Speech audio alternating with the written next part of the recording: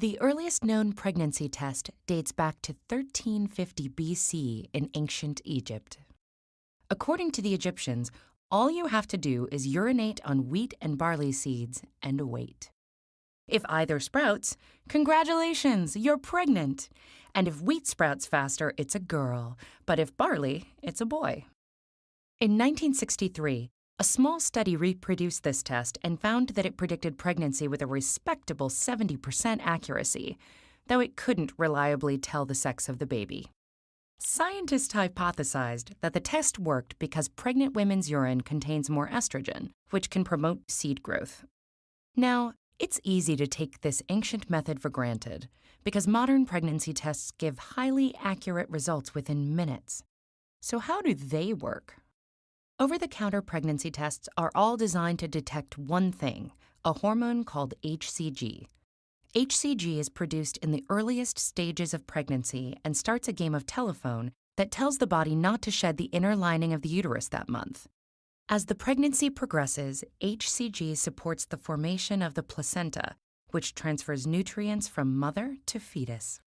The test starts when urine is applied to the exposed end of the strip.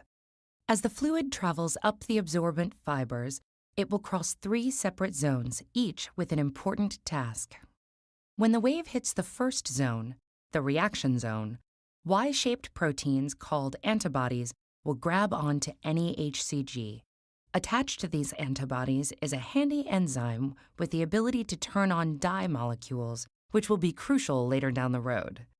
Then the urine picks up all the AB1 enzymes and carries them to the test zone, which is where the results show up.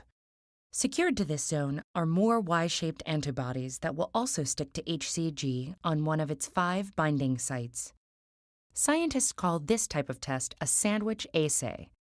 If HCG is present, it gets sandwiched between the AB1 enzyme and AB2 and sticks to the test zone, allowing the attached dye-activating enzyme to do its job and create a visible pattern. If there's no HCG, the wave of urine and enzymes just passes on by. Finally, there's one last stop to make, the control zone.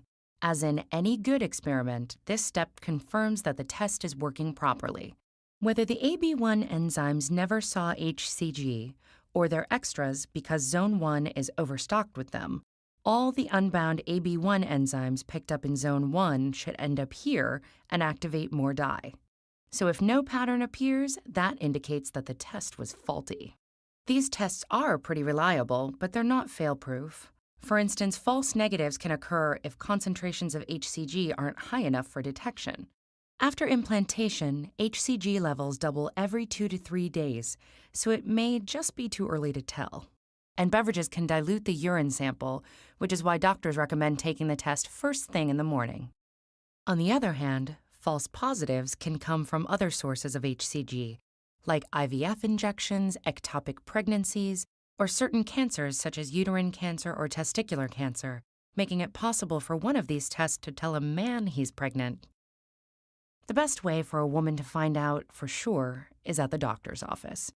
The doctors are also looking for HCG, but with tests that are more sensitive and quantitative, which means they can determine the exact level of HCG in your blood.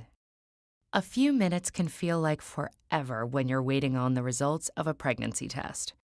But in that brief time, you're witnessing the power of the scientific method. That one little stick lets you ask a question, perform a controlled experiment, and then analyze the results to check your original hypothesis. And the best part is, you won't even have to wait until the next harvest.